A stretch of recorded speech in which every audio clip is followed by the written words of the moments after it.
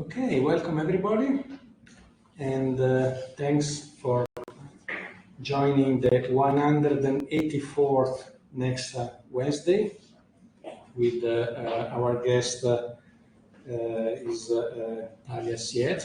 We're very pleased and honored to have you in Turin.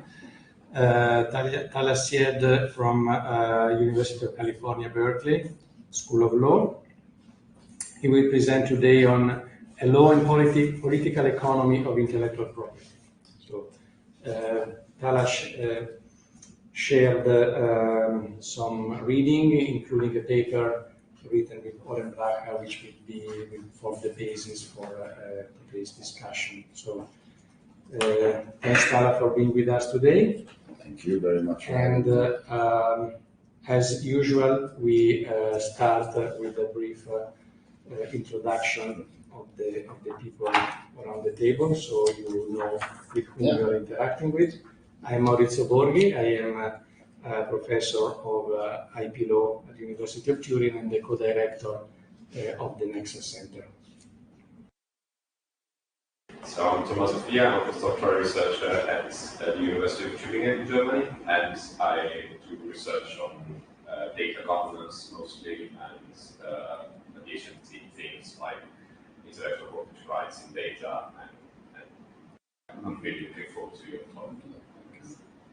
My name is Cristina Fabriesco. I'm a doctoral student of the Department of Intellectual Property. I am dealing with intellectual property in academia at the moment. Okay. It's a pleasure to meet you and looking forward to the event. Okay. I'm Lorato Bergantino, and I'm the communication manager here at Nexa. My name is Martino Reviglio. I'm a postdoctoral researcher at the University of Turin. My field of expertise is EU law and international law. EU law. Yeah. Sorry, your name? Martino. Martino. Hi, thank you very much. I am Viola Negro, and I'm doing a research project here at the Nexa Center on Chinese civilization and digital technologies. Oh, wow. So you said Angela? Viola. Viola. Okay, very nice. I'm Marco Ricolfi, one of the co-directors. Well, Okay, well, people online don't. No. The guests online will join for the discussion. Normally, as I told you, we leave 1 hour for the presentation and the remaining part of the session for question and answer. So I leave the floor to you, Tana. Perfect. And is it the norm to stay seated or stand? Does it matter? Do you have a preference? Your choice. Your choice. Speakers seated, but Okay, no, I'm happy to there's see nothing you. wrong. I'm asking our communication. Yeah. Just for the microphone. So it's easier. So I'll say you very good. as long as Yeah, I get it, but microphone is perfect. Okay, so thanks very much to the Nexa Center for this very lovely, incredible honor to speak, and in particular to Professor Maurizio Borghi for the invitation, and also to him and Professor Ugo Mattei for arranging my visit to Torino under the auspices of UNITO. Torino is one of my favorite places in the world, and so I love to come here on any occasion that I can, and so I'm particularly happy to be back, and it's a real treat to be presenting here. Okay, so my talk today is titled A Law and Political Economy of Intellectual Property. And so it seeks to bring together two emerging themes in the legal policy analysis of the information and digital economy. The first is, from a theoretical point of view, the emergence recently in the United States and elsewhere of a mode of legal analysis, quote unquote, law and political economy, that aims to be sharply distinct from the law and economics that was so dominant in legal thought in the United States and increasingly elsewhere in the last 40 years or so of the neoliberal era. So that's one thing. LPE, my shorthand for law and political economy, as a sharply distinct framework from law and economics as a mode of legal policy analysis that was the dominant in the half century of neoliberalism. Second, it is to bring this theoretical framework to bear on the concrete policy issues that are posed by central aspects of the information and digital economy namely the role of intellectual property rights over disembodied, purely intangible information goods, such as in the case of patents in the pharmaceutical sector and copyright as applied to the processes and products of general AI models. So that's the sort of concrete aspects. So the talk is based on an article that is coming out in Texas Law Review and is co-authored by Oren Bracha at University of Texas, Austin. And this article in turn is based on work by myself on the foundations of law and political economic theory and on pharmaceutical innovation policy, and work by Oren Bracha on AI and copyright. Okay, so the talk and the article basically aims to set out, introduce an alternative, explanatory, and evaluative framework for the analysis of IP to that of economic analysis, law and political economy. And the aims are three. One, to distill the central ways that an LPE explanatory framework differs sharply from that of law and economics. Two, to distill the core insights of that LPE approach for the analysis of modern IP rights, both in explaining the rights and evaluating the rights. And three, to point to key revisionary implications, reform prescriptions that such an analysis bears for how such rights should and should not be shaped going forward. So that's sort of overall aims. And so our central argument is twofold. One, it's twofold with respect to the two fundamental features of the operation of modern IP rights. The first, and it's a somewhat bold claim, but I'm happy to expand upon it in discussion. From an evaluative or justificatory point of view, there is simply no plausible first-order normative or intrinsic justification for the key feature of modern intellectual property, which is the conferral of exclusionary rights over non-rival information goods. The case for such rights lies rather in second-order institutional considerations regarding harnessing market price signals as a way of channeling the rate and direction of innovative activity. This second-order institutional argument, however, must be cabined by the fact that it is an instrumental case rather than an intrinsic normative justification for such rights. Second point, however, and now from an explanatory rather than evaluative point of view, the institutional mechanism of IP rights, exclusionary rights, using market price signals to channel the rate and direction of innovative activity. This institutional mechanism has an inbuilt expansionary tendency, an inbuilt expansionary tendency that exerts distortionary pressures on both the substantive protection that is afforded by IP regimes and the conceptual modes of doctrinal analysis deployed within them. The upshot of these expansionary, distortionary pressures is to, quote, disembed intellectual property from any plausible underlying social policy purposes. IP is consistently being threatened to be unmoored from any plausible underlying set of justifications and become an untethered, on its own expansionary force. As a result, conferring IP rights must always be accompanied by three sets of revisionary implications for how we shape and pursue these rights. First, within intellectual property regimes, doctrinal analysis of IP rights needs vigilantly to safeguard against a rights creep that is the correlate in law of the ceaseless expansion of exchange value of its own sake in economics. So in law, the correlate, in economics, in capitalism, the ceaseless expansion of exchange value for its own sake, generalized commodity production, has a legal correlate of the rights of property constantly expanding in pursuit of this exchange value. Neither the exchange value expansion nor the rights expansion has any plausible underlying normative social purpose. And so this has to be always kept in check. If you're going to use market mechanisms, the expansionary tendency of markets has to be kept in check. Second, the substantive analysis of IP rights needs to embed market considerations of maximizing exchange value within non-market values. The ones that we favor are those of democratic equality, of enabling wide, equitable access to the conditions of individual and social self-determination. Finally, any conferral of IP rights, any use of IP policy itself should be paralleled and embedded within non-market forms of innovation and cultural policy. Relying on IP rights as our main form of innovation and cultural policy is hazardous in the extreme. Okay, so that's the overarching argument. The outline. I'll present this by way of 6 parts with 2 parts for each of 3 areas. The first will be on the PE of LPE. The PE of LPE being the political economy of LPE. I want to offer a distinctive approach to political economic analysis, and I want to outline its distinctive character from law and economics. So that's the PE part. Then there will be 2 parts on the L part.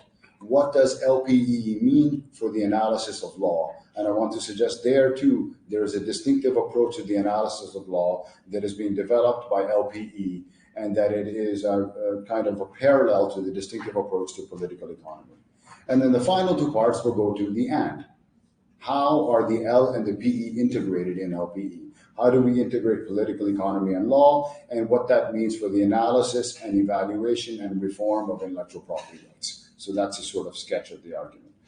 Okay, so law and political economy as an emerging movement in the legal academy is concerned not, in my view, with the interaction between law and political economy, but their interrelation. How, in other words, both political economy and law, with each of these conceived as both areas of social life and modes of social analysis. So arenas of social interaction and disciplines of social thought. Both political economy and law understood in both these ways, how these two can, do, and should be understood to mutually inform and shape one another. So that's what I mean by law and political economy, the integration of the two as an interrelated set of disciplines. But of course, just because they're interrelated doesn't mean they're not distinct.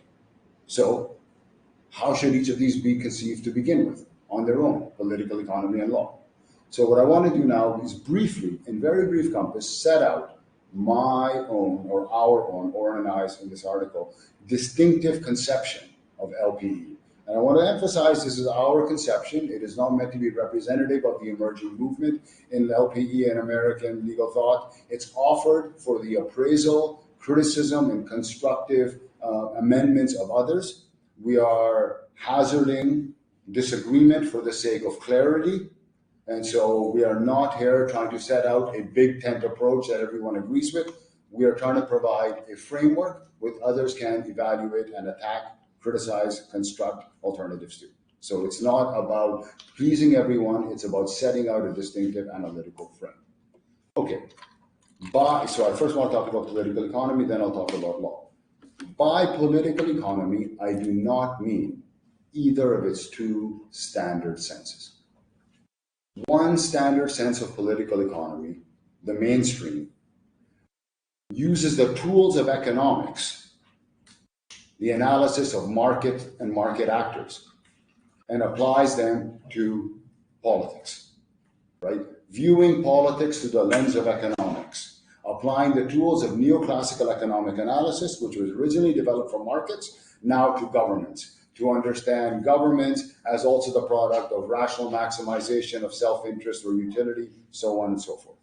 That's the mainstream sense of political economy. You take the tools of economics and the lens of economics, apply it to politics. The alternative, more heterodox, is the reverse. You take the tools of politics, meaning power, and apply them to the analysis of markets and economics. You import the analysis of power that was reserved for government and coercion and show its role in market conduct. Now, of course, these 2 perspectives can be made to converge, or at least overlap. So if economic agents are pursuing, through the pursuit of political leverage, ways to insulate themselves from market competition to get In one vocabulary, rents. In another vocabulary, power. So in some ways, you can make these two modes converge. Nevertheless, there remains differences in their starting points and their overall orientations. In one, we have rational actors and tendencies towards competitive equilibrium. In another, we have diversely motivated agents and tendencies towards accumulative advantages and disadvantages for the heterodox. Finally, a third approach, which I also do not mean, would simply be to integrate these two and analyze politics and economics as abstractly conceived in a back and forth dynamic.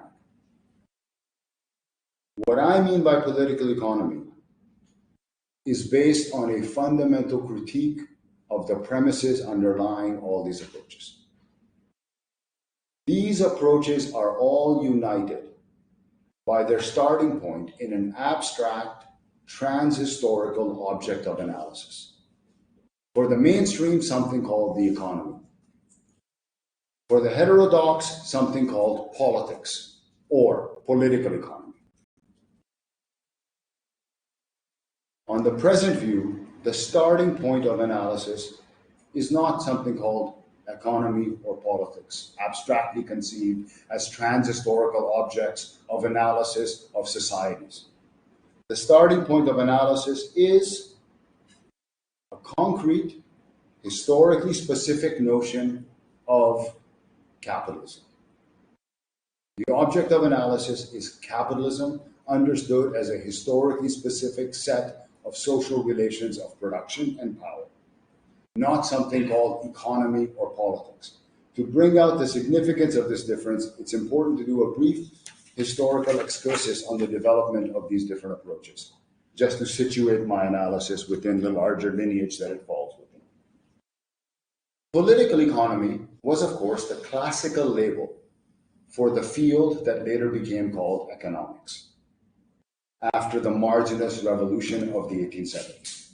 Political economy, the school of William Petty, Francois Quesnay, and of course Adam Smith, David Ricardo, Thomas Malthus, and John Stuart Mill, was one approach to the analysis of an emergent modern phenomenon, which it didn't quite name and understand as an emergent modern phenomenon.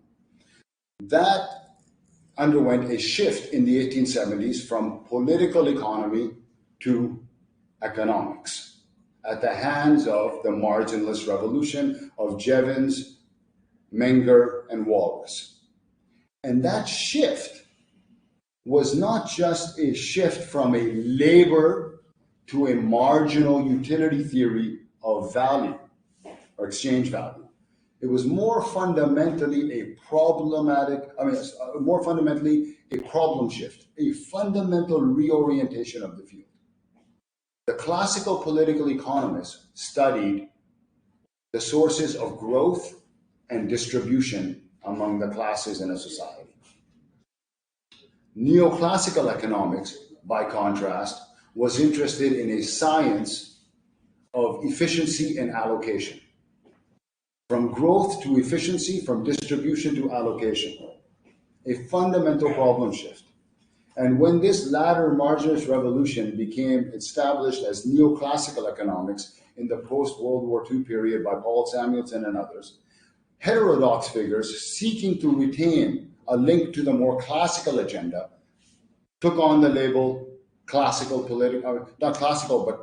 economy. So then there was this guy, economics is the mainstream, and the heterodox people do political economy. Meanwhile, figures who were even more critical or progressive or left-wing would call their work critical political economy, stressing its link to Marx and Marx's work, which was understood to pick up the classical political economy of Smith, Ricardo, and Malthus and radicalize it.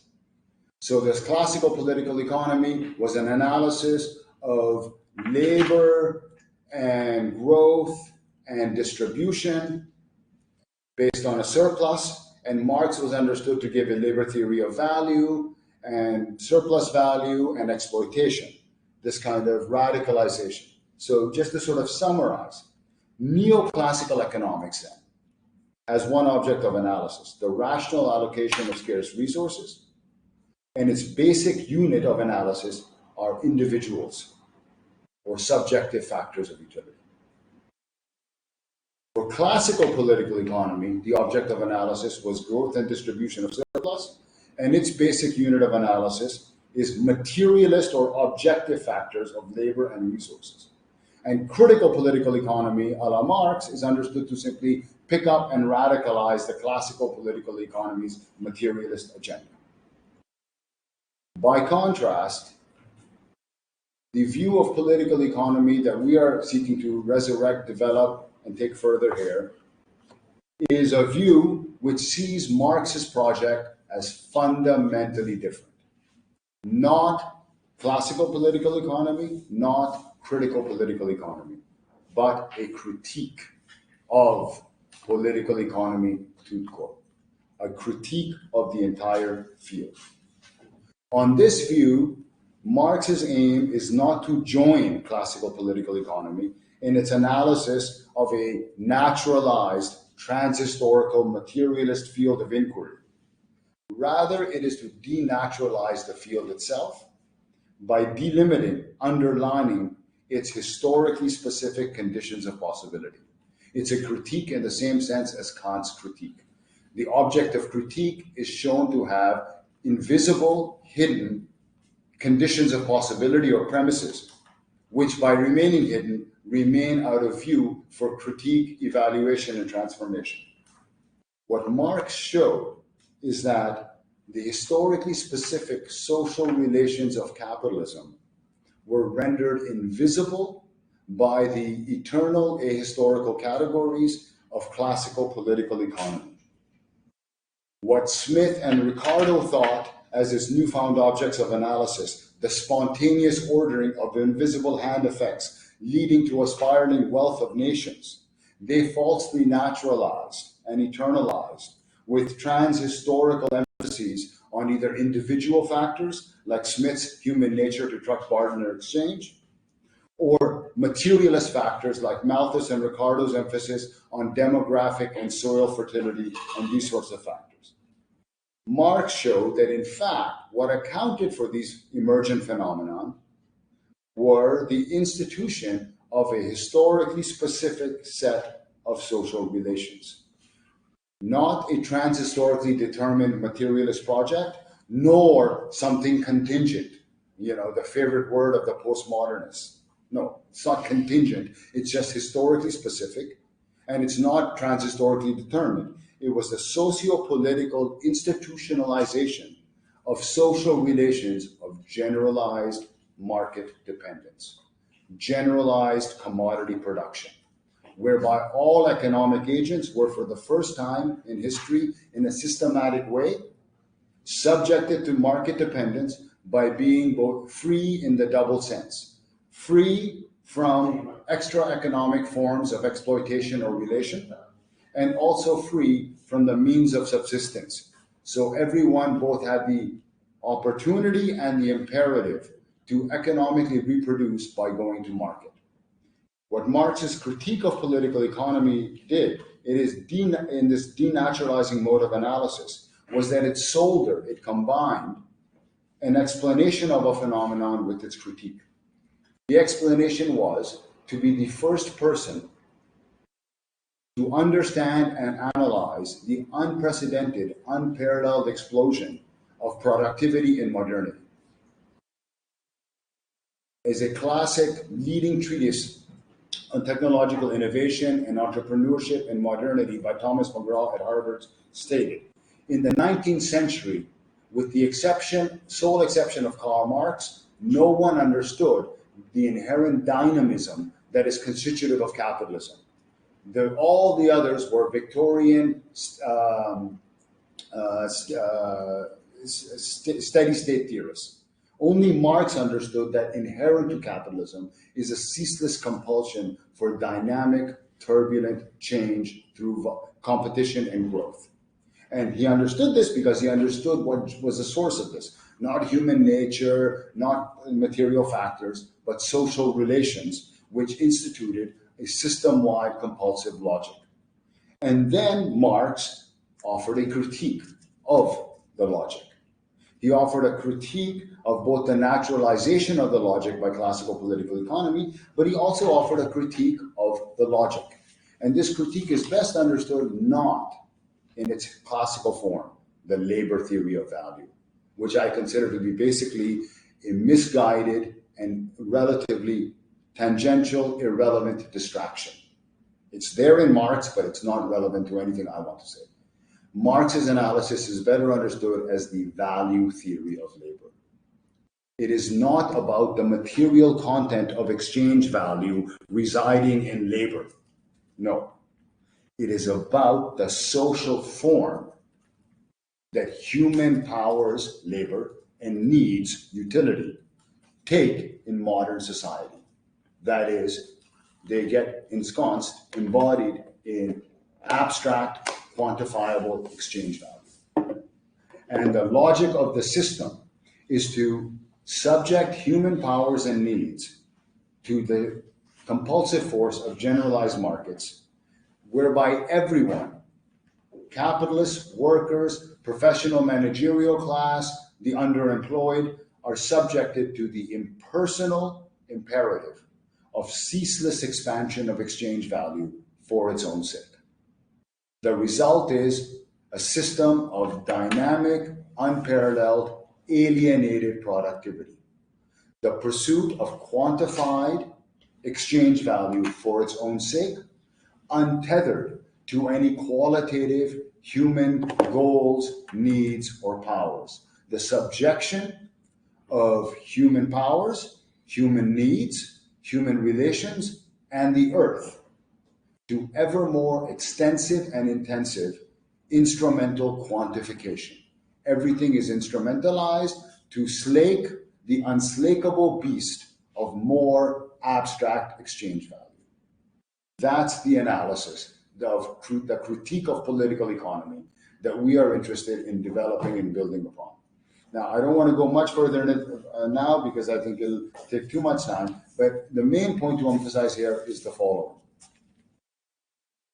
Most debate between mainstream and critical economic thinking is a debate between the mainstream defending the reality of competition as a flattening, horizontal, leveling feature of modern life, and the critics pointing out the residual presence of vertical power in the face of competition.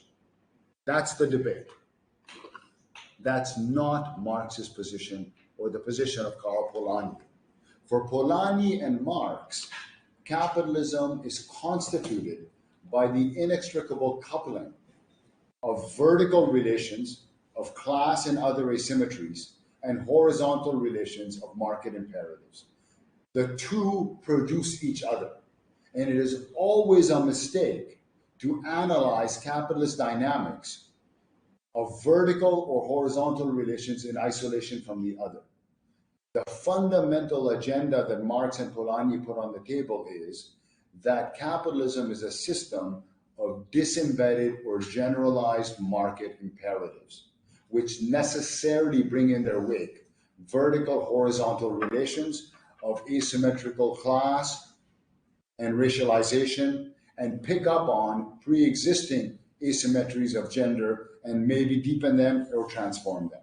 So the point is to understand that the agenda is not the classical Marxist agenda. There is a vertical relation in which some people have private property and the means of production, and they have power over the workers, and what we need to do is expropriate the expropriators and socialize the means of production and central planning. That whole agenda on this view is a series and orrery of errors and misguided ideas, having very little to do with Marxist mature critique.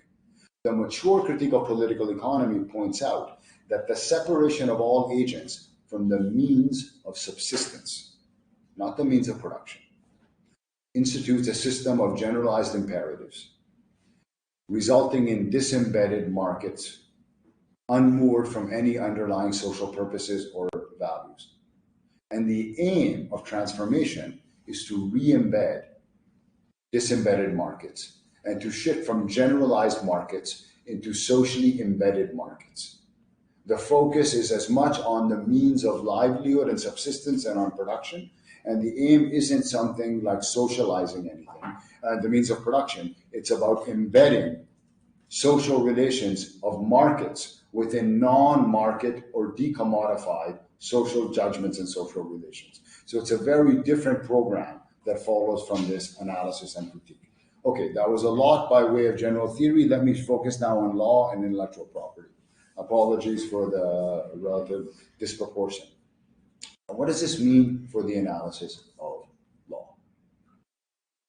What is involved here is a twofold shift in the analysis of law.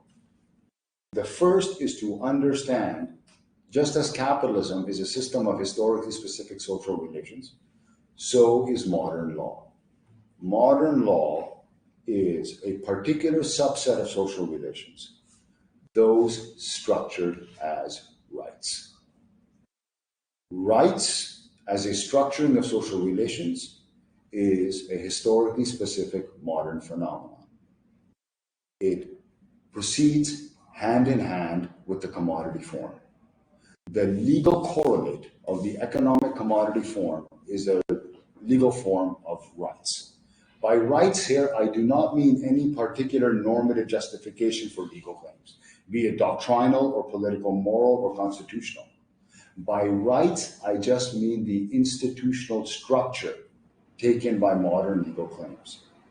The institutional structure taken by modern legal claims is that of Hofeldian rights. Hofeldian rights are an interest of one comes at the expense of an interest of another. So an entitlement for one necessarily correlates with a disentitlement for another. Rights are a social relation. That's what they are. There are no rights on a desert island. Rights are just a social relation. This fundamental point consistently is elided and obscured by liberal jurisprudence and political philosophy. Rights are a social relation. That's the first point. Second point, rights are a distinctive kind of social relation.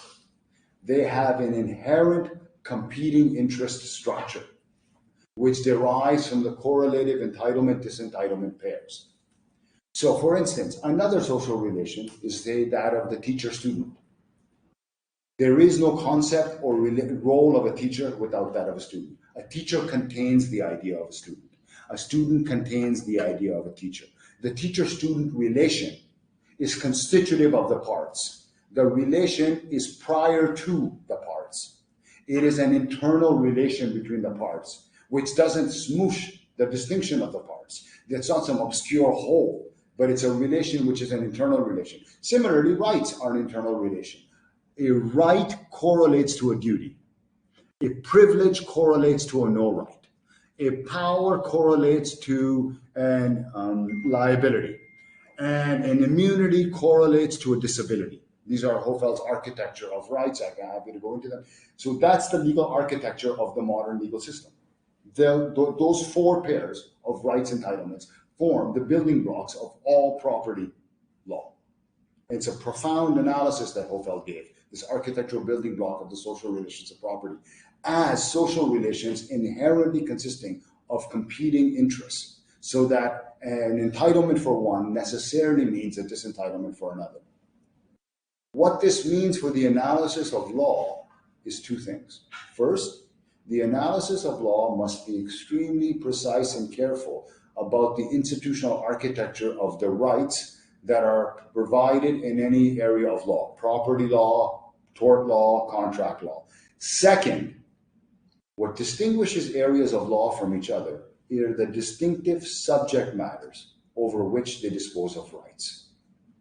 And we need to be very clear and careful in conceptualizing these subject matters. This almost never happens, at least in American law, ever. American legal academics are horrified that you could distinguish between the subject matter of property law from contract law from tort law. They would think you are making some kind of essentialist reification error reminiscent of 19th century categorical essentialism. This is all part and parcel of the subjection of legal analysis to the errors of formalism and its perils of reification that I can't fully expound right now. The basic point for our purposes is the following. Intellectual property law is rights pertaining not to things, that's a useless non-concept, and not to anything and everything. Right? Those are the two dominant positions in American debate. Property law pertains to things. This is the new private law, the neo-formalists. And then there is, no, property law pertains to anything and everything. This is what the critical legal studies people think. The first answer is just absurd, and the second answer is useless. Property law pertains to rights with respect to resources. And resources are not some descriptive category, but a theoretical explanatory concept that you only develop within a framework of explanation or evaluation. There's no innocent concepts here. You have to develop the concept of resources. And intellectual property law pertains to intangible resources, intellectual resources. And these need to be further conceptualized. Patent law copyright law pertains to forms of expression, intangible forms of expression, expressive forms, expressive works. Patent pertains not to forms of expression at all, but functionally applicable content, ideas that have practical, technological, interventionary effect. And then once you conceptualize these, the distinctions between the fields become more clear, and what unites the fields becomes clear. Patents and copyright pertain to intangible resources. And intangible resources, whether or not they're embodied or disembodied, have a feature which is peculiar vis-a-vis all other resources. They are purely non-rival in use. Non-rivalry means the use by a person A, of the information contained in a drug patent, or in a movie script, or a song, takes away nothing, subtracts nothing from the like use by another. Simultaneously, infinite numbers of people can make like use of these resources without degrading each other's use. This is a very peculiar feature of intangible resources, and this is what explains why intellectual property is different from all other property. Intellectual property rights are harder to get than normal property rights. They have harder threshold of requirements. They are typically of limited duration. They are typically of narrower scope, and they often come with weaker remedies. All of these features of intellectual property rights are best explained and understood by this peculiar fact that we are conferring a right to exclude over a resource that does not require any exclusion for its widespread use. And as a result, if you interrogate all the normative theories in the field of IP, whether the theories be the Lockean labor theories, the Kantian Hegelian personality or personhood theories, the Benthamite economic utilitarian theories, or democratic theories, no normative theory furnishes any intrinsic justification for conferring exclusionary rights over these resources. All these theories can justify are entitlements to compensation and recognition, not exclusion. There is no plausible argument of a first-order basis to confer exclusionary rights over the intangible objects that are governed by patents and copyright. The case for patent and copyrights exists, but it is not a first-order normative case. It is a second-order institutional case, as follows. To provide fair and adequate compensation and recognition to those who create or author socially valuable new expressive works or functional ideas, to provide fair and adequate compensation and recognition, we need to know how to channel the rate and direction of socially valuable innovative activity. Kenneth Arrow, in the foundational article in The Field in 1959, said, we probably should have a government publicly funded system because these resources are non-rival. We shouldn't confer property rights over them. It makes no sense. We need lots of public funding. Harold Demsetz, in the canonical response in 1968, said, not so fast. Sorry, 1969. Arrow's argument is true so far as it goes, but it doesn't go far enough. Demsetz pointed out that government decisions about the rate and direction of innovative activity are liable to be informationally impoverished and bureaucratically captured. By comparison, market decisions rely on the dispersed information of all the market actors, Hayek, and are effectively disciplined by budgetary competition. Market price signals, the classic Hayekian neoliberal argument runs, outperform government planning in shaping the rate and direction of innovative activity. So, if you want to take advantage of market price signals, you have to take advantage of property rights, which operate on market price signals.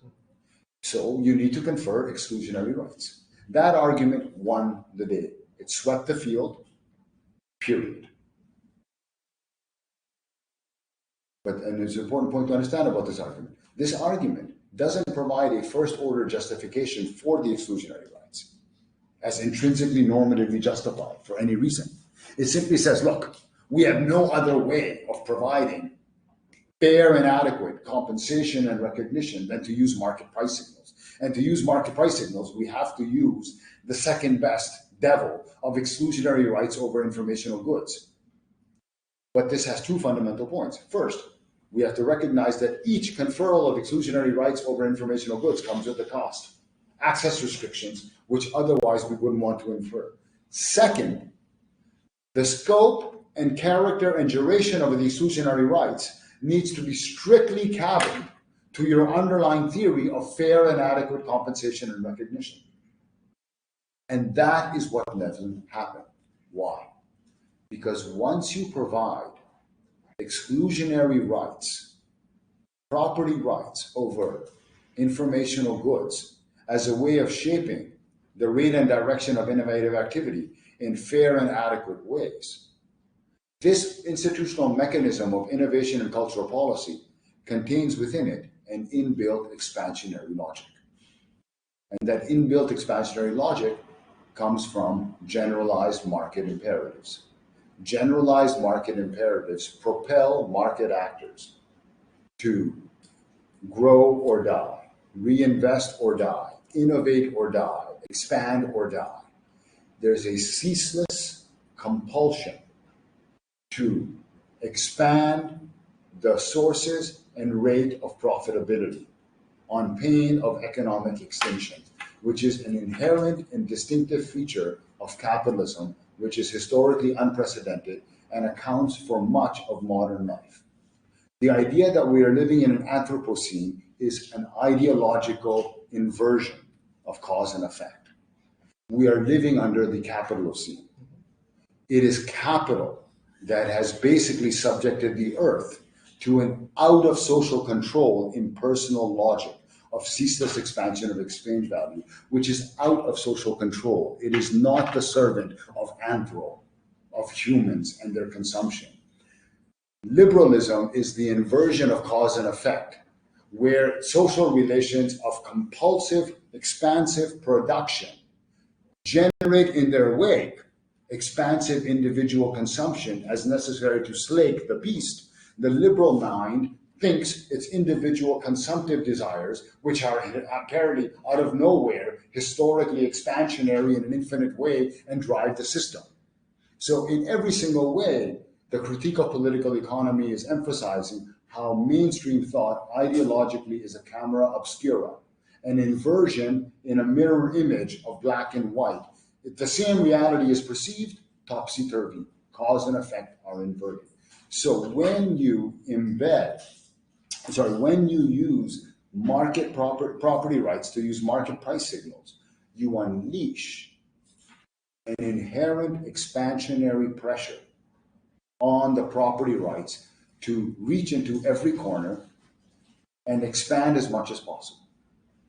And so once you understand this, you understand a few features of modern intellectual property law, that law and economics is either oblivious of or cannot explain satisfactorily.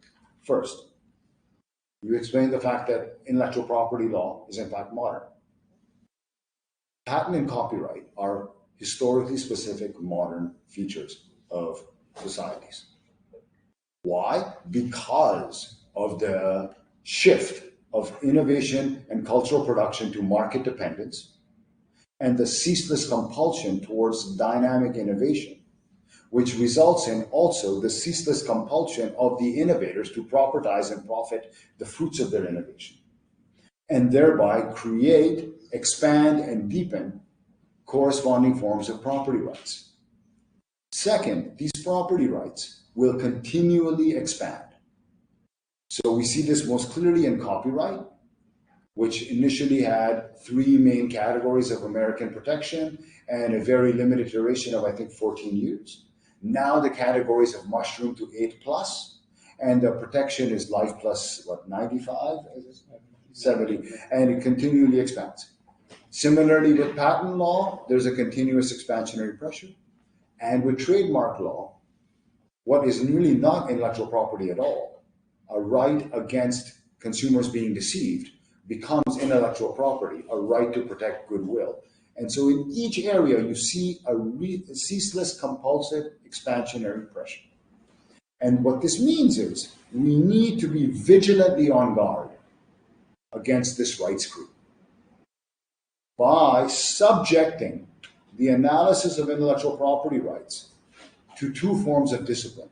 First, we have to be very clear conceptually about what the subject matter of the rights is. And second, we need to be very clear normatively about the scope of the corresponding rights that would be justified as a matter of fair and adequate compensation and recognition. So let me just conclude with 2 examples. 1, in the patent system of the United States and increasingly globally, an outsized role is played by the pharmaceutical sector. It is a universal conclusion that whatever the general case for strong patent protection across the economy as a whole, and many people think it's weak, some people think it's strong, many more people think it's ambivalent, uneven, unclear, uneasy. Everyone agrees there's one exception, pharma. If there's one sector that needs strong patent protection for innovation, it's pharmaceuticals. But no one has explained why. And the reason is because the field suffers from a misplaced physicalism in conceptualizing the subject matter of patent rights, as if the subject matter of a pharmaceutical patent or a drug patent is a compound. It's absurd. The subject matter of a drug patent is knowledge of the structure and properties of a chemical or biological compound. It is always knowledge. It is never a physical thing, ever. For 200 years, patent law has struggled to come clear with this idea. And so today, patent eligibility doctrine in the United States at the hands of the Supreme Court is mired in a series of laughable physicalist errors, like the idiotic idea that someone may be patenting a gene that has no coherent sense. All you can do is patent knowledge of a DNA sequence, its expression, its proteins, its function. It makes no sense to talk about patenting a gene. It's just a non sequitur, irrelevant. But because of this physicalism, people have not understood what pharmaceutical patents do. They protect knowledge of the structure and property of drug compounds. And once you study this, then you realize, but the main innovation in pharma, the main information good, the main knowledge is not knowledge of the compound and its structure and property at all. It's knowledge of the safety and efficacy of the compound for use in humans as validated by clinical trial data. It is the second information good that is the expensive driver of the industry's innovation economics. Yet this second information good is entirely ignored by the patent system. So we have a complete and fundamental misalignment in the patent system. Patents protect knowledge of a compound, which is not the main innovation in the industry. The main innovation in the industry is knowledge of the clinical data, which is not protected by the patents. And once you understand that it's knowledge of the clinical data that is the main driver of the industry, you also understand why this industry is exceptional. Because this industry is subject to a regulatory hurdle that most other industries aren't. So the special case of pharma for strong patent protection is entirely an artifact of a regulatory regime. And so this has two implications. One, for pharmaceutical innovation policy, we should phase out patents. They're irrelevant and they should be abolished. And we should replace patents with a form of data exclusivity, which is properly tailored to the kinds of innovation and kinds of socially valuable clinical data we need. It would massively improve the performance of the industry, this move. Second, so the first thing, we should phase patents out of pharma. Second, we should phase pharma out of patents. Meaning, patent theory and policy should just ignore the pharmaceutical sector as an irrelevant outlier and proceed in its policy debates in absentia of patents, pharma. And what would that mean? The case for patents becomes much more uneasy and much more modest. For innovation at the margins, for financing entrepreneurs who would otherwise not get access to capital, and the case for patent protection, its duration, its scope would be much smaller. So that would be one area. The final area, and then I'll stop, is copyright and generative AI production, right? This massive new controversy. All these large language models, scraping up all the works and data using incredibly powerful computational hardware and algorithms to engage in deep learning to generate from an existing corpus of works, new potential works. They have faced an onslaught of copyright lawsuits. What I'm going to say next is going to be extremely controversial, but so be it. This onslaught of lawsuits is championed by progressives in a completely and utterly misguided way. Progressives are unnerved by generative AI and the threats it poses to the livelihoods of creative workers, to the valuation of human creativity, to pluralistic artistic diversity, and to jobs of general sorts. There's all sorts of real and genuine concerns with generative AI. Those concerns have not a little bit, but zero to do with copyright. And it is entirely an unprincipled and misguided pursuit of genuine concerns with a generative AI to use copyright to throw sand in the gears of generative AI.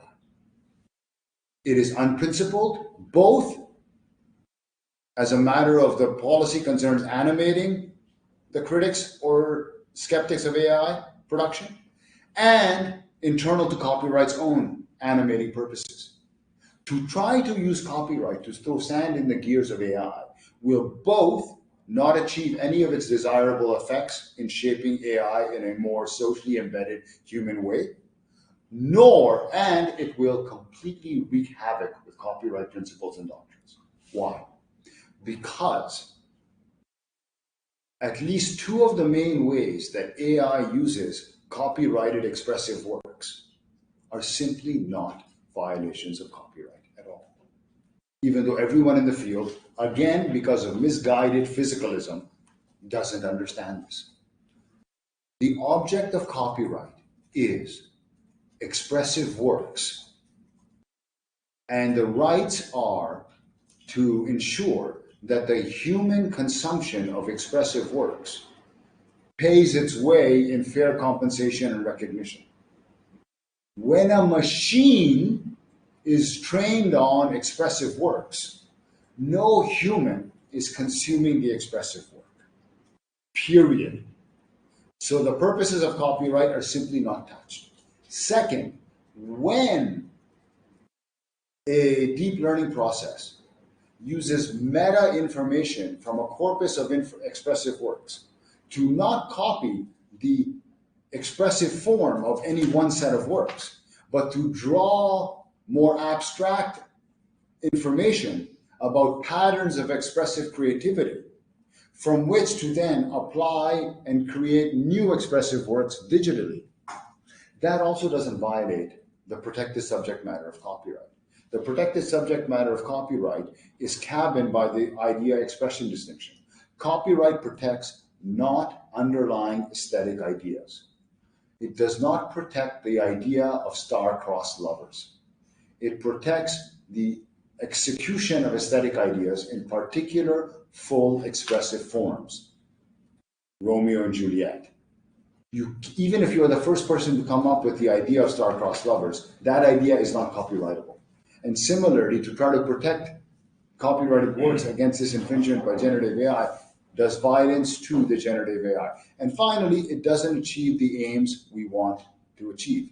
The aims, I put it, that most people are concerned by with generative AI have to do with allowing creative activity to be shaped only by generalized markets, which flatten creation to the lowest common denominator, extract as much value from existing resources for the sake of more profit, and are impervious to the costs of expanded exchange value through consumptive works on human goods. But we care about those human goods, and we want the technology to be a tool of social human purposes, not for human social purposes to be a tool of the market, not the technology. So to obsess about the technology is to engage in what Karl Marx would have called a fetish. It's not the technology, it's the technology being embedded within a certain set of social relations and dynamics, which we need to name, delimit, and transform. Okay, I'll stop here. Thanks. Sure. Thank you.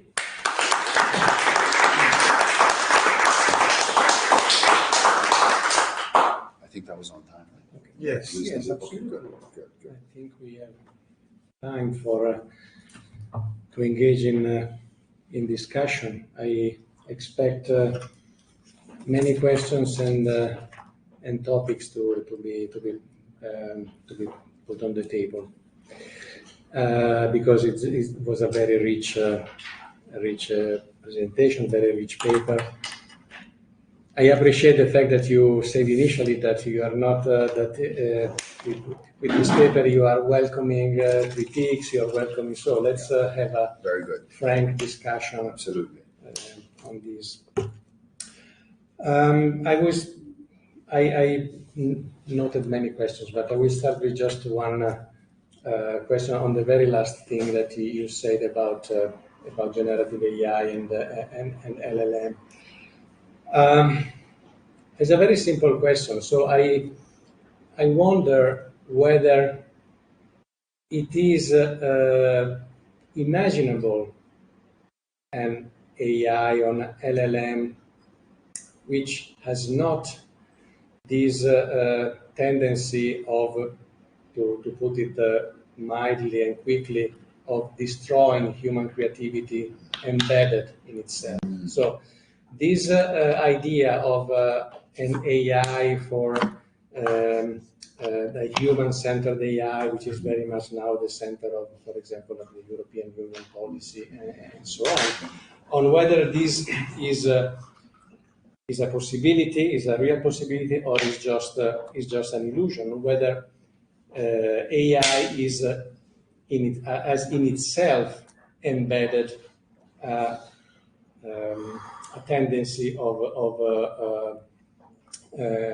towards the abolition of man, towards the abolition of Man or human-centered creativity? Because let's take them one at a time if we can. Okay, let's say human creativity. Thank God. The other one is too big. To start. No, I'm not suggesting any of these catastrophic apocalyptic argument on it. So let's say if this technology has something something embedded which cannot be cured by any legal mechanism, I suppose, and this is my question, that the dispute between those who say the use of copyright material for training is fair use, against those who say no, it's not fair use because it's non-expressive use, whether this is a new edition of what you were saying at the beginning of your talk, so of the dispute between the political economy in the sense of the economics to understand politics and the heterodox view of the economics to understand politics. So whether this is in a sense a debate which misses fundamentally the point. So I think that's exactly what I want to say. That this debate fundamentally misses the point. It is a rearguard attempt at throwing some sand in the gears of a behemoth that it doesn't know how to otherwise tame. So then we really have to address the question you're putting on the table. And so then we have to, and I'm not going to say anything very satisfying, in part because I don't have anything very satisfying to say on this, in part because this topic is Oren Bracha's field, not mine. But let me say a few things. One, human-centered creativity has to be, in my view, distinguished in two ways. Are we concerned with human powers or human needs?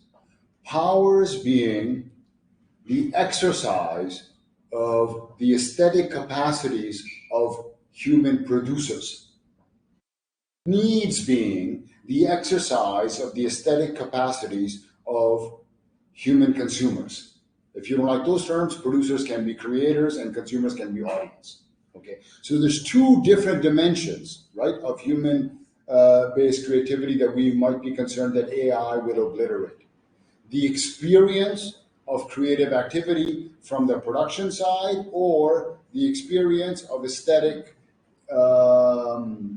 Perception. Perception. Brilliant. Right. Okay. Right. So we have to, I think, first have that on the table. Then we have to make a further distinction between two threats: the machine and the market. So now we are what? In the age of machine production. But of course, there's a very famous essay about mechanical reproduction by a guy named Walter Benjamin, right?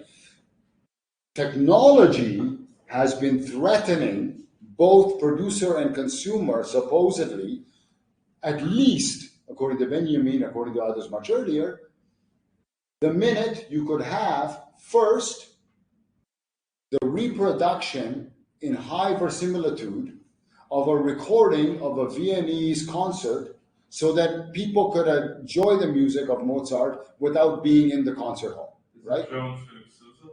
Sorry? Is it the quote from John Philip Sousa? No, it is Walter Walter Benjamin. Benjamin. I'm very Walter- sorry to interrupt. Art in the Walter age Benjamin. of Okay. art So, in the age of technical reproducibility. exactly.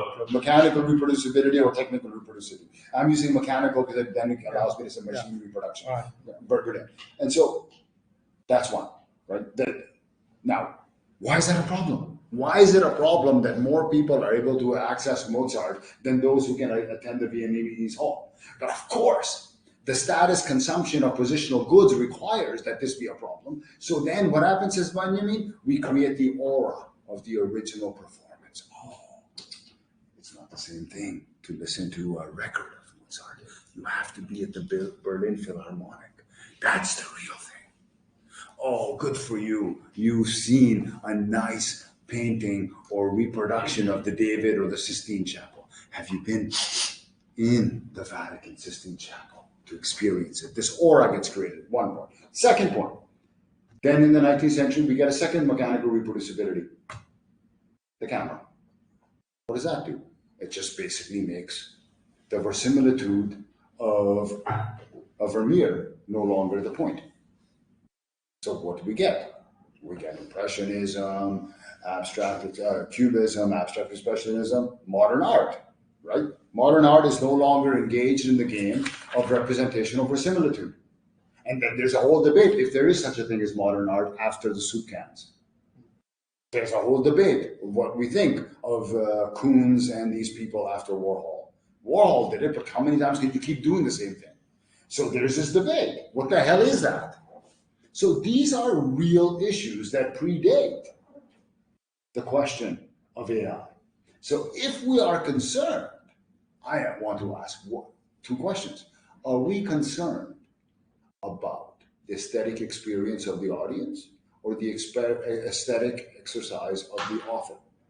Because the aesthetic exercise of the painter has been under attack since the 19th century, if you want to say that. And what are you supposed to do about that? Well, I don't know if we should now hold fast to traditional forms of expressing our needs and powers under old material relations and social forms as somehow the essence. I don't have that view. I'm a modernist. I'm not a naturalist about human needs and powers. I think human needs and powers are plastic and change in historically different circumstances. My problem isn't with the technique. It's with the technique being embedded within a market logic, which is systematically exploitative and alienating. And those are the concerns I want to see specified and articulated. What the exploitation and alienation is involved is in this context. And that I haven't seen satisfactorily discussed. I want to hear that. But otherwise, if the concern is what? All the painters will, all the graphic workers, all the writers will be out of jobs. Why? Because deep AI will be able to make scripts, plays, poems, paintings that people like well enough. Okay, well, I don't know what to say to that. Like, I genuinely don't know what to say to that, except what do you want me to do about that, right? Like, what are we supposed to do about that? Are we supposed to legislate out of existence this lowest common denominator based taste that people supposedly don't like in our upper research circles that the masses enjoy? But that's always been the case, the high art, popular art debate and the aura. I don't know what to do about that in this context. So it seems to me, so long as the productivity benefits of machine production are not systematically, hierarchically privatized and redeployed for more quantitative exchange value, but reappropriated socially so as to expand everyone's realm of freedom from market dependence, then we open up more and more zones of human life free from this compulsive logic, and different forms of aesthetic exercise and appreciation will flourish in parallel to these ones. And to me, that's plausible and attractive.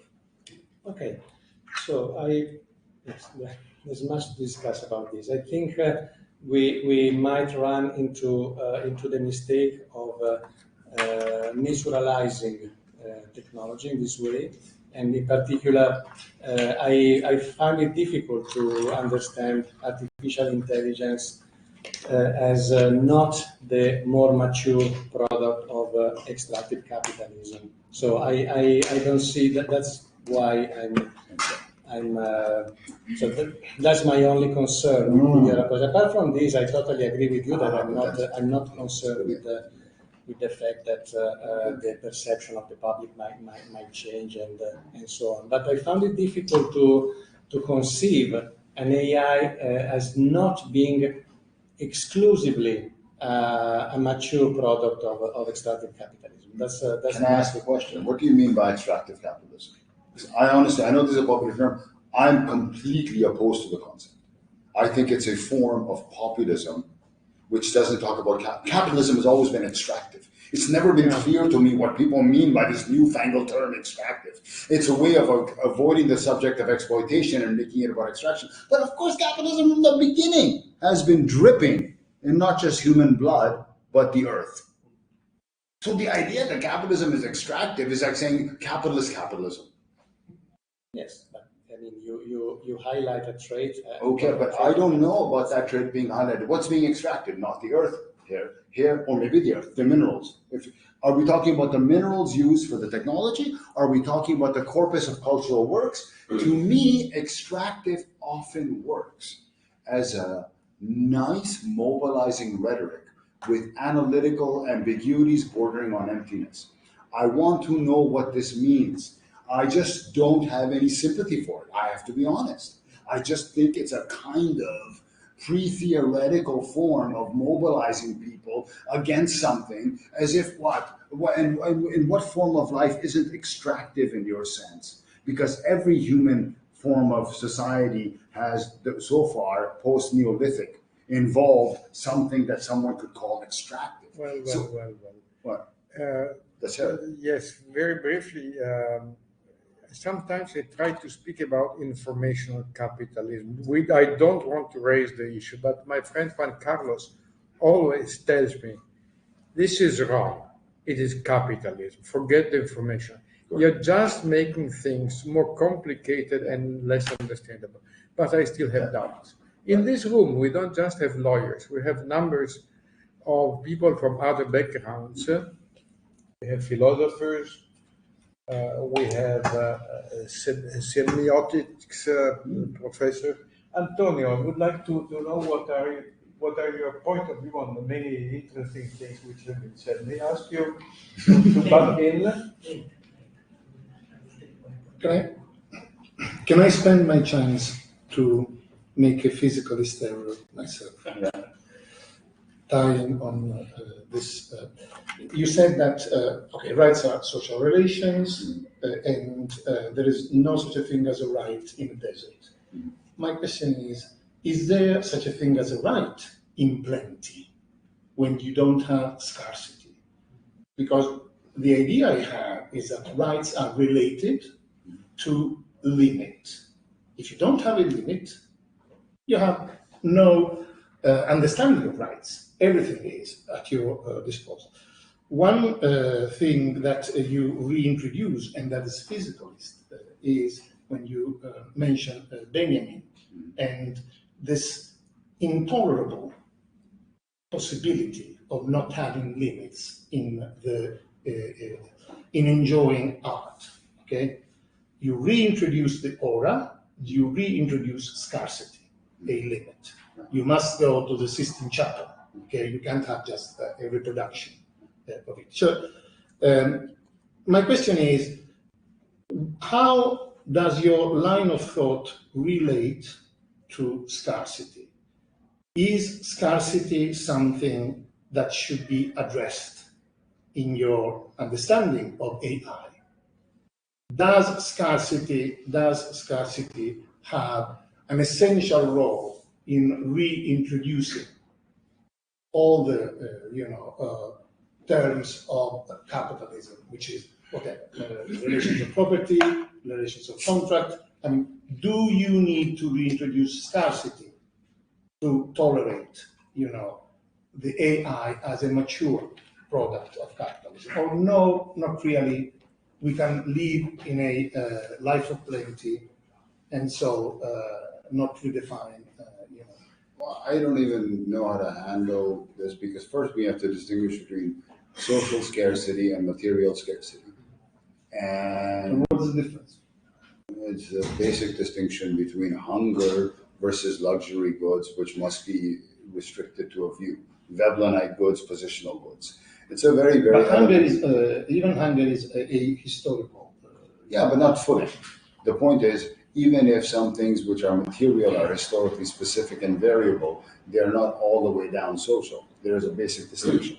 And I don't understand how anyone can operate without that basic distinction. So there's that distinction. And so there's one form of scarcity, which you are talking about, the reintroduction of scarcity for the aura. That's completely social. And then it's usually material things to do it. And then there's another kind of scarcity, which is, hey, the minerals used to make the energy required for AI are themselves going to be maybe scarce. So that's a separate question. So, I just don't see I don't even know what yeah, material scarcity is a real thing. We have to address it. And I'm not a big fan of deriving social meaning or limits to the market by introducing social scarcity. I think this is not a progressive, it's a reactionary idea. That's my view. Now, material scarcity is a separate point, social scarcity is a separate point, and I'm not sure about rights. Yeah, of course, I say rights are historically specific to modern society, and they have an inherent competing infrastructure. So I agree with all that. That's right. But I'm not some big champion of rights. I'm not a big critic of rights either. I'm just a kind of neutral architect and analyst of it. Thank you. It's a very rich talk, and there's many questions I'd like to ask you. And maybe I'll have a chance, I hope, at some point. But I want to just query you a little bit about your preliminary remarks about the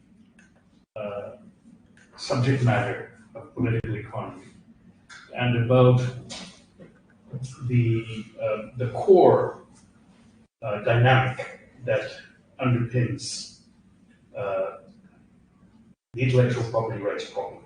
Oh, okay. As a result, right? Oh, okay. These are two different things, I understand, but they're also close. Sure. You've linked the two in your remarks.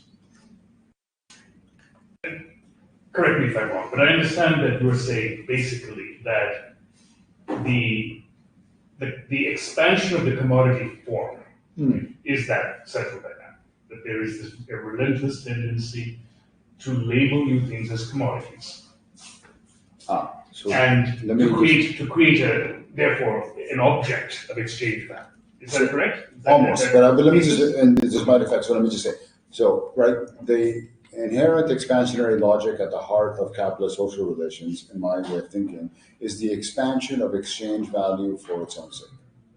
For its own sake. Yeah, the continual expansion of exchange value for its own sake.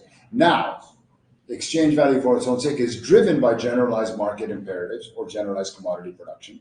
And typically, to get exchange value, you have to convert something to a commodity form. So yes, but it's not like there's this thing called the commodity form which wants to keep expanding itself because it's some sort of spectral object now. So this is what I want to put a little pressure on, because as you know, and you also talked about the relentless increase in the productive capabilities of the economic system as something that Marx had uniquely diagnosed.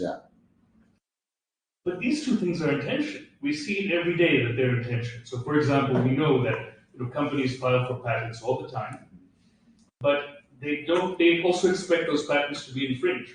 They're regularly infringed, and they're not relying on getting damages in courts to make themselves whole, as the lawyers like to say. They're never made whole by that.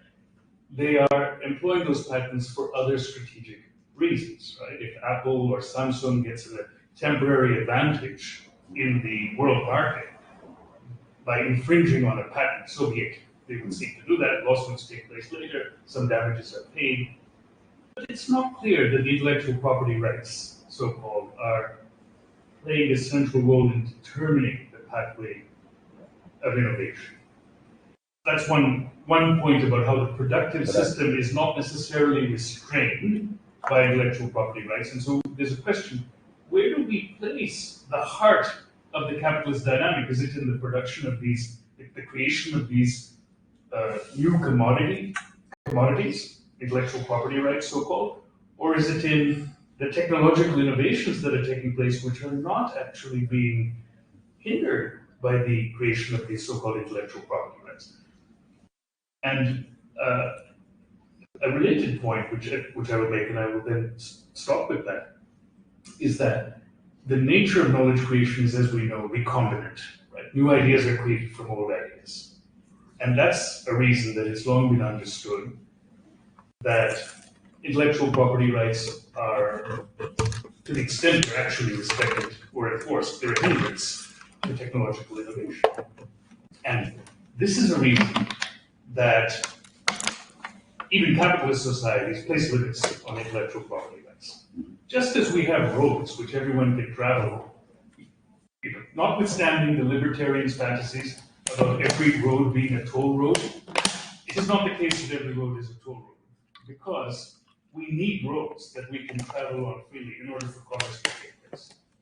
So that's a pragmatic compromise that's taken place within capitalist societies, and there's a dialectic, if you will, a debate perhaps about where the boundaries should be drawn that's continuously taking place, but that there must be a public infrastructure for commerce to exist, for accumulation to take place, for capitalism to be able to thrive, is also a fact that is recognized.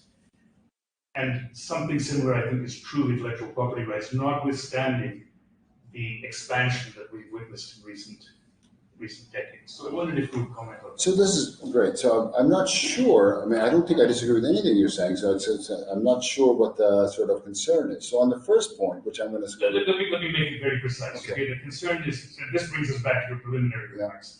Is the heart of capitalism the expansion of the productive forces through the relentless pursuit of profit, which is what my colleague Anwar Sheikh would say? Yeah. Or is the heart of capitalism the expansion of the commodity form in the form of intellectual property rights? Oh, but certainly not the second.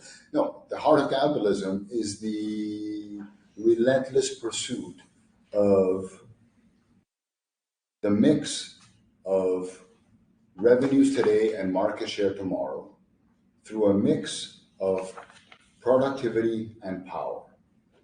So there is what Veblen called industry and what Veblen called sabotage. The logic of capitalist competition is ceaseless expansion of revenues and market share for the sake of expanding in the competitive battlefield to get more profit and more exchange value. Now, under the wake of exchange value expansion comes technological dynamism and sabotage. None of that says anything yet about IP. Everything's there. Now, of course, it's the case that some industries, if they're given exclusionary rights, will want to expand them, and other firms will try to resist them. And that'll be part of the system too, for sure. But of course, I'm not saying anything against that. I'm not saying that the heart of capitalism is just technological productivity. No, I'm saying the heart of capitalism is the compulsive pursuit of more exchange value for its own sake, more profit, which takes two forms, productivity and power or espionage, and neither one is the dominant form necessarily, and that's by the drivers of the system. Then we have to come in to the counter movement, which I think your second comment nicely talked about, which is not Veblen but Polanyi.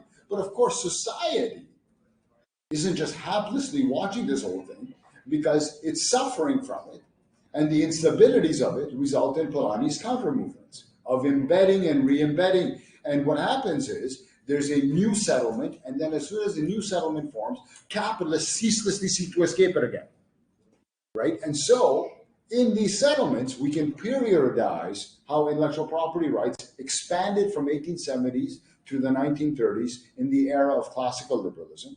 And then from the 1930s to the 1970s in the era of New Deal liberalism, they contracted. And then from the eras of 1980 until about 2010s, during the era of neoliberalism, they expanded. So I didn't have a chance to discuss it, and you're totally right to put that on the table. There's always, within capitalism, this Polanyian story. Our framework is Marx and Polanyi, and Veblen as well. And so the Polanyian story is there. And so you're completely right on all three of these points, which are one, 4 points you made. One, capitalist competitors will countercheck each other's patent rights and copyrights. Two, the pursuit of property rights doesn't necessarily come with more technological innovation. It can be a break or not, that's true. Three, there will be counter movements by society to restrict copyrights and patents. And four, those counter movements often take the form of public domain infrastructures. That's all completely correct, I think.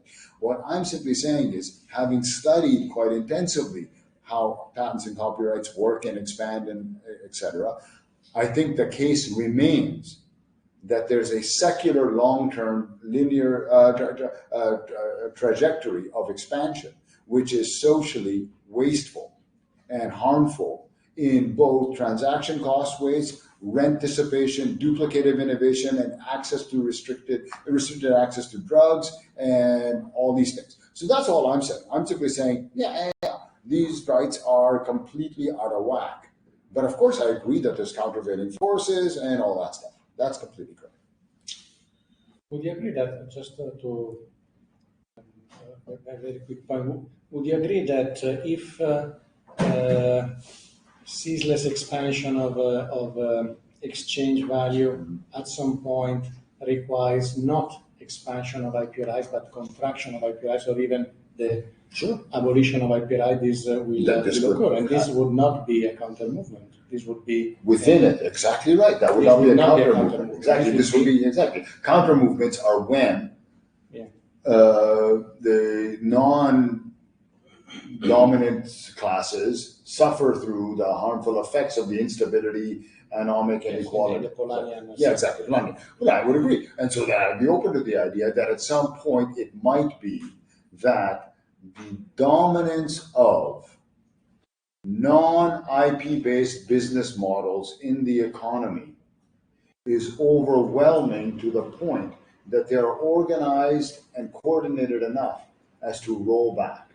All I'm saying is we haven't seen that so far, right? So it's just important to understand what we've seen. In 1995, without so much as recognition, much less a debate, global patent and copyright protection basically doubled. By what? Going from the US and Europe and Japan to globally. Without any debate. Without any debate, what happened is what was a 17-year, 20-year patent became really a 40-year patent term because it was doubled geographically. I mean, from a policy point of view, there isn't a shred of justification for this. It's just impossible to justify this kind of natural experiment. But it just happens because DuPont and Pfizer and Hollywood were more organized and coordinated than other industries or consumers. And so, yeah, I'm completely... The Drahos and Wright. Exactly, yeah. The Drahos and Wright story. Exactly right. Marco. Yes. I'm a general IP lawyer, also practicing one, and I have a question about standard essential patents. Because I feel lost. I have lived with patent law as a professor, as a practitioner. Then we started to have a feeling that big businesses are not the ones who want to have the most patent protection. Maybe it's other kinds of non-practicing entities or research institutions.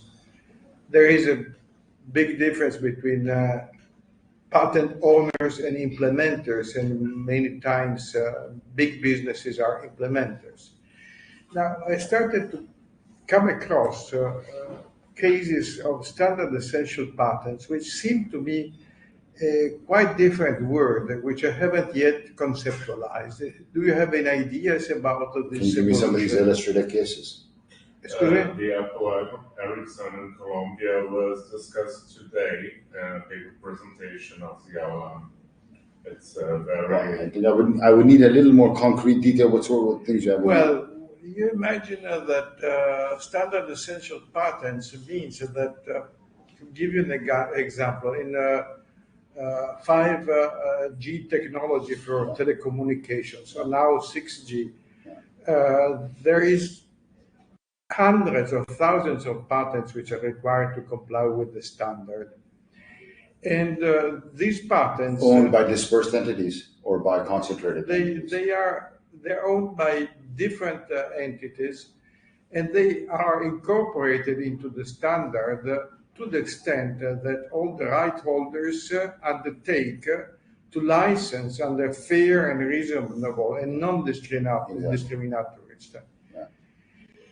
It seems to me that when I was studying the stuff or practicing, we're talking about a discrete invention on this plastic bottle or the microphone. This is all overlapping spaces. No, we're talking about 10,000 patents on a smartphone, and we're talking about ways of enforce and monetize these, which is totally different. And I don't have the conceptual understanding of this. Maurizio was pointing to me that this book by Barnett is making what is the name? Barnett is making the point that dominant businesses are not fighting for more protection of patents. they are targets of patent owners. So it seems to me that there is a shake-up which I have difficulties to understand. And what I wonder if I was able to give you enough pointers for I see. Well, I doubt I'll be very helpful, but let me try to at least say a couple of things. One, to the extent that an SEP, a standard essential patent, is one or a few that is essential to complying with the protocol, that would be a clear case of a windfall invention, which merits compulsory license as its remedy, right? The FRAND terms of license royalty. It is simply a windfall that your technology becomes the one that's implemented with network effects so that the social value of your technology is in complete disproportion to the private cost of its generation.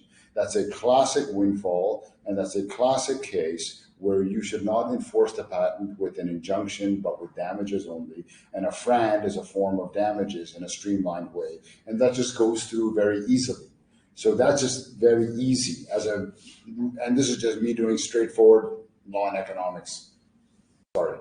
Now, with dozens or hundreds of overlapping patents on technological spaces that are all inputs to some protocol that's essential for a standard compliance, that seems to me quite clearly the problem of patent thickets. And, Yes. and in that case, we have exactly the problem that happened in biotechnology in the 90s and the 2000s, which was the false migration of the thinking about chemical innovation inherited from pharma into adjacent fields where that thinking didn't make any sense. And the fields were blanketed by narrow slices of patent protection in overlapping ways, making it very hard to clear the thicket. And the problem of reform, which was you should make these patents invalid because they are obvious, and you should restrict the terms of length and infringement, enforcement. The barriers to those very straightforward remedies, which is many of these patents need to be cleaned out as simply unnecessary. Most of these innovations, small, overlapping, would have been generated in the normal course of competitive conduct, and the cost would have been recouped by first mover advantages. So what's happening is a shakedown, as you put it. Yeah, that is the analysis. And the problem with that analysis being implemented is that people get distorted in their thinking about the role and function of patents by industries like pharma, which need strong, broad protection, they think. But most sectors, patent protection should be much harder to get, narrower in scope, and shorter in duration. But that doesn't happen because of the 800-pound gorilla pharma. That's all I can say. Yes, just to Thank you. Just as a follow-up to what Marco was saying, in his book, Barnett, it's called The Organizational Sorry, what's the Structure. first name? Burnett. Burnett. Okay. All right. B-U-R-N-E. No, B-A. Yeah, BA. Barnett. Okay, so BA. Barnett. So what's the first name? We don't know. Okay, don't worry I'll about it. tell you that. Yeah, fine. Okay. Well, one of the arguments is that he highlights a trend whereby after Myriad and there is a trend towards weakening the patent system because big tech companies, in particular, all major capitalist companies, except with the strong exception of big pharma, Exactly. they Find patents to be a barrier and obstruction and annoyance. Exactly, because they profit from patents from smaller firms and so on. So that was pretty much the focus of Perfect. So I think that's completely sympathetic to what I'm saying. Exactly right. Once you remove pharma from the picture, your analysis of patents becomes completely different and streamlined. Harder to get, shorter in duration, weaker remedies, narrow scope. Yeah. Absolutely. Needy. I have two questions. They're actually not related to each other. The first is a very simple one. Are there examples you can offer where the lack of copyright protection has been enforced by a state and has actually been credible in some sense? I'm sorry, I don't understand the question. So, for instance, in Cuba, at some point, I believe the state underwrote pharmaceutical companies and allowed them to share some of their intellectual property rights. Okay. And in India, there have been efforts to have software systems that are whose source code can be copied by others. Yeah. Right? So, are these credible to you? Do they show you a way in which, in the future, intellectual property rights may take a different role? Well, that's one question. Okay, but let's be clear about something. Yeah. To me, it's not. I mean, I was very sympathetic with what you're saying, but I don't understand. If we are using laws to restrict and limit intellectual property rights, to me that it doesn't make sense to call that, and that's intellectual property rights too. No, that means we are trying to cap them, and that's great. That happened in the 19th century. The U.S. was not interested in observing the copyright of British authors. So the fundamental history of the last 200 years of late development is the advantages of coming second means you want to borrow and build on the earlier technological leaders. And so South Korea during the 60s and 70s was very chagrined to be enforcing foreign patents and intellectual property, as they should have been. So I'm a complete champion of this, completely and utterly. So I think that's absolutely right. And so we constantly hear the xenophobic propaganda that the Chinese steal our intellectual property. What is the whole thing is a series of errors and confusions. It has just steal our intellectual property, then what is property, then someone's going to call it the thing. No, intellectual property is an exclusionary right over an intangible resource. How much you should have is itself debatable. The fact that a late developer or a second comer is using it just like you did it is not at all to be surprised or so I think that. And what was your second? It's you use the phrase capitalist. So obviously you agree with Moore's argument that there is no Anthropocene, there is a capitalist. You started with a dialogue of a very, very fruitful one in my view between Marx and Polanyi. So you do know there is an argument that capitalism has come to an end and that you're sort of looking at a crisis of capitalism. Now, I'm trying to connect some dots here. So one argument that could be made is that law, intellectual property rights, might actually mediate this crisis and reduce it to some extent. That argument, for instance, could involve generative AI. One could see that argument playing out in some ways. If we were to make that argument, what you just said could also make sense. We could say that in the future, the crisis of capitalism will be mediated because some nation states will just simply not enforce intellectual property rights or will enforce it selectively, like possibly China is doing at the moment. So I'm curious to know how you see this. Do you see there being a crisis of capitalism coming up? So I think I need to ask you something in return you can clarify. So my understanding of the crisis of capitalism in literature and debate is that it takes two quite fundamentally different forms. One we can signify with Varoufakis and these people. For them, we are no longer in capitalism but techno-feudalism because intellectual property rights result in such rents as to insulate the behemoths from competition and make them on a par with feudal landowners. And then further, Amazon has such control over the company town, which is the digital space, as to make the idea of a market a mockery. So if that's what we're talking about, then in that case, intellectual property rights, on Varoufakis' argument, is in fact the reason we no longer have capitalism. So that's one. Now, the other crisis of capitalism literature. You're speaking too quick for the audience. You're speaking too quick. Yeah. Okay, sorry, I'll slow down. And so the other crisis of capitalism literature is rooted in the work of Robert Brenner.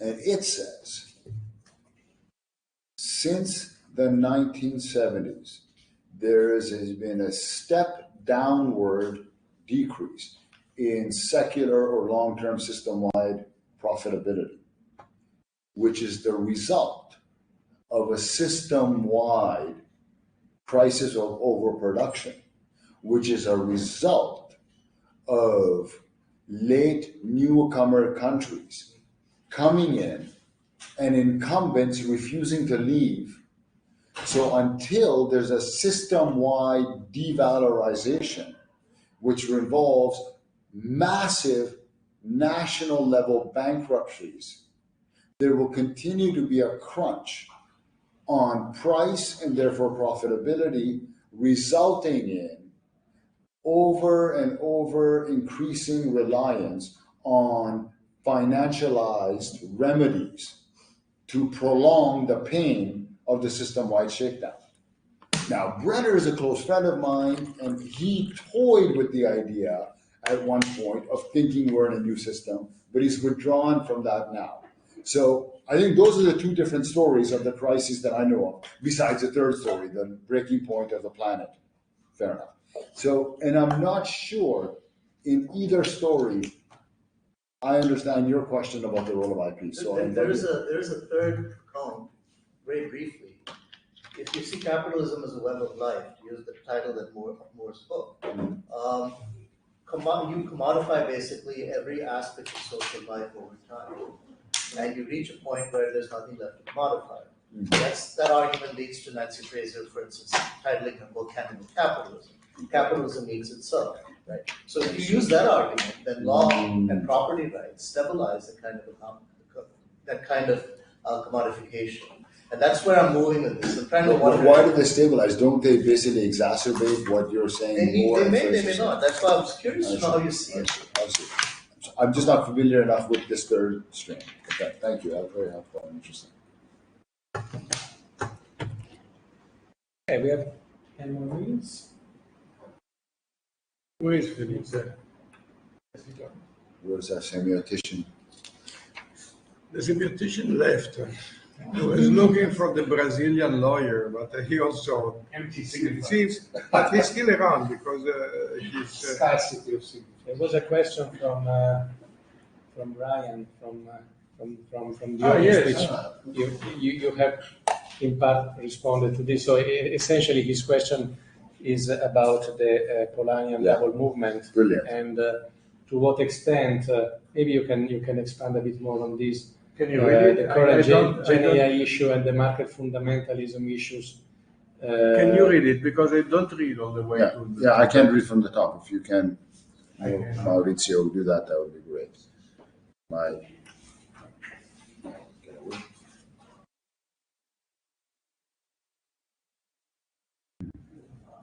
Thank you. Okay. I really appreciate perspective here and identifying IP law as part of market fundamentalism within the Polanyian critique of market embeddedness. In this perspective, how might we foresee Polanyian double movements in this space? The prediction that social interests will organize to push back against the encroachment of the market, in this case IP, on social and cultural life, especially in the context that international IP has this maximalist tendency with a ranking mechanism. They get longer and stronger. More specifically, how might current generate Great. So yes, Brian, as you understood, I'm completely sympathetic to the thrust of what you're saying.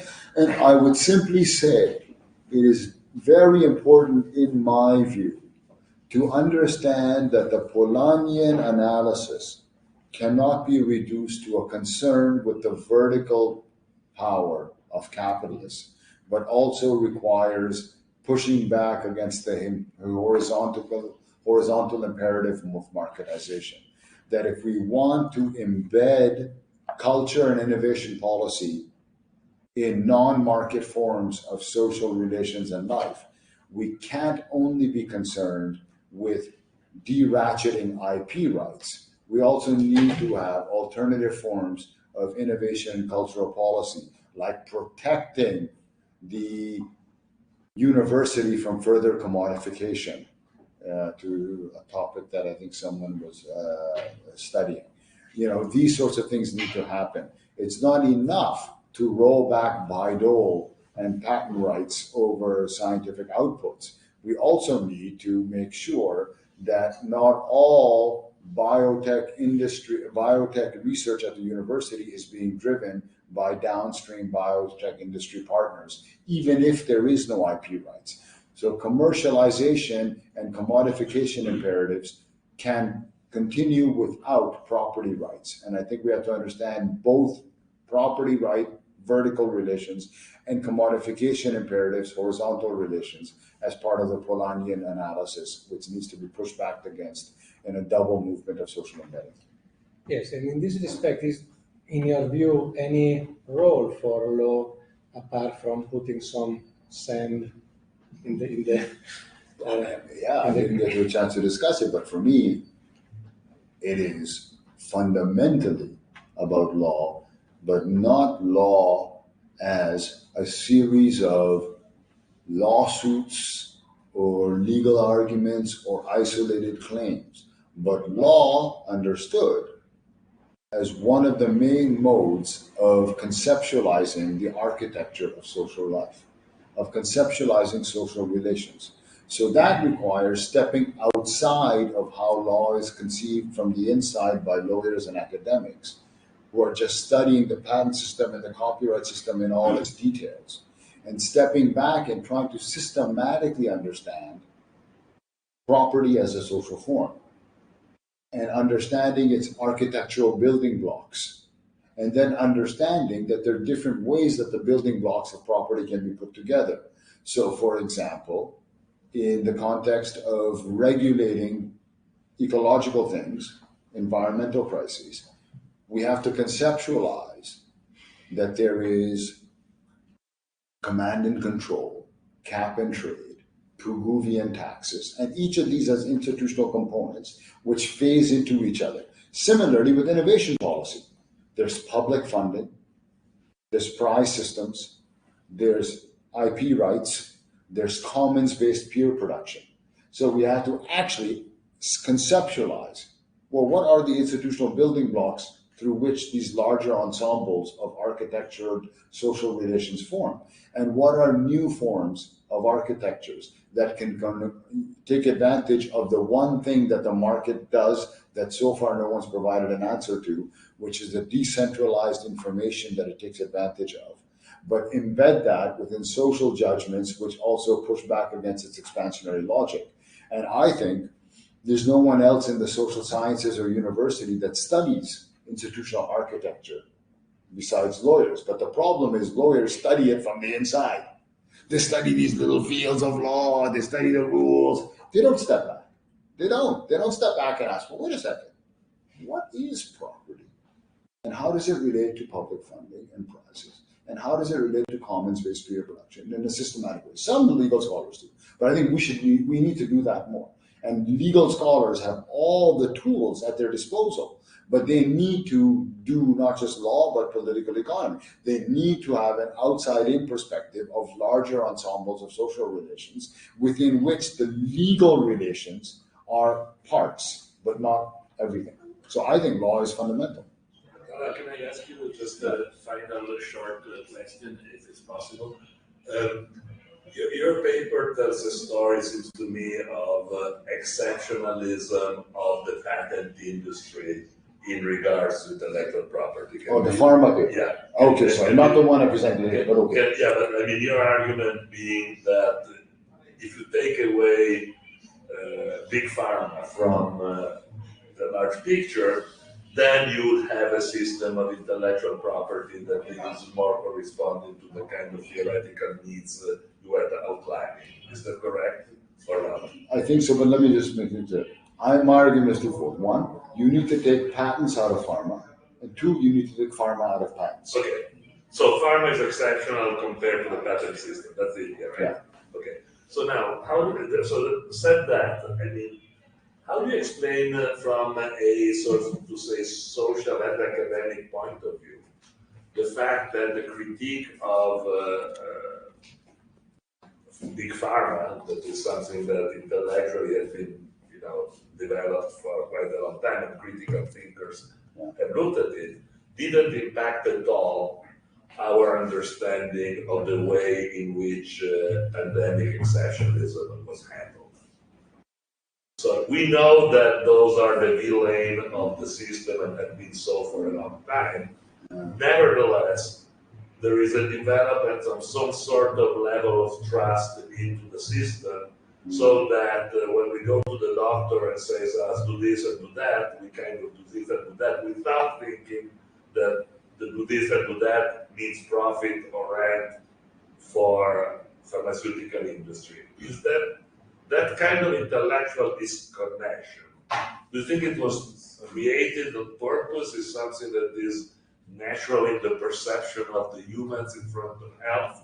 What would be your Well, I don't know. I mean, it seems to me a lot of people were pharma skeptics during the pandemic, right? And they were able to draw the connection. I don't really have an answer except to say, to some extent, not fully, pharma critics would focus on the role of pharma advertising and patents in driving up costs and restricting access. A second, deeper criticism is how the profit motive shapes the pushing of the pills to begin with. Okay, and that's a deeper criticism, which I guess hasn't fully taken, which might be what you're pointing to. Okay. I don't know if that answers, but I mean, yeah. On this specifically, a little bit cynical, but the point, well, one of the meanings of political economy, the way I understood it, is the role which is played by vested interest and lobbies to shape rules. This is, I'm aware of this. For us in Italy, political economy is totally different. Political economy means the role of government in shaping economics. Even our ministry, it says there is economia politica, which is different from microeconomia, which is different from macroeconomia. Economia politica is that thing. I remember a work by Roberta Romano, The Political Economy of Takeover Legislation. She meant Roberta Romano. The political economy of what? Takeover legislation. Takeover legislation. She meant what are the powers which are influencing the lawmaking of Congress. In IP, in my opinion, this is very clear, and you said it when you talked about Pfizer and Hollywood, and I would say that what is happening because of Citizen United and the money involved. Our friend Larry Lessig studied constitutional lawyer, as you well know, studied intellectual property at some point and then gave up because he said clearly, I'm giving up because there is no point in debunking, deconstructing, criticizing, no point whatsoever. The matter is corruption. Until we have this corrupt lawmaking system, whatever we prove, whatever we argue, whatever proof you bring to our argument is totally useless. And my point is a cynical point. I'm afraid that he's right, that this is a reply to what Ugo was saying, or not. Yeah, but there is still a process of, fundamental interiorization by Western academics of the, ultimately sound nature of the system in which we are functioning and the possibility to correct it through, social engineering or legal engineers of some kind. Because bullshit is prevailing. Which is bullshit, but it's bullshit is prevailing all over the place. Yeah, but also this what we were saying about political economy is not really true that in Europe that these are two fundamental visions. Italy, I'm talking about Italy. But I mean it's true that in Italy we see political economy as the role traditionally as the role of the state in the economic system. But in the moment in which the big player is not the state anymore, so there is this sort of changing of the kind of forces that are able to determine how the market functions, then political economy also in Italy should be something that takes into consideration the private sector as the fundamental. Right, but the work I was mentioning by Roberta Romano was 1987. So enough of us people have been studying. Before. Yeah, we have taken up this additional meaning. For us, it was government and economy was. Now we understood it's a critical approach to what is happening in the economy. So, but I found it might have seemed a little bit academic what you were saying at the beginning about the different notions of political economy in the different meanings, but it was extremely useful. The only thing, but this is for your next speech, I would have expected you to talk more about law and economics, which has been all the rage, I would say, since the 70s. Yeah. Since the 70s, it has been. But at some point, it has appeared that this was not creditable, and intellectual criticism has been quite successful in this regard. But this is, you did not deign to criticize law and economics. Yes, this will be for next speech at Nexa. So we really hope to have you again. It's really lovely. Thank you. Yes, thank you very much for your talk. Thanks.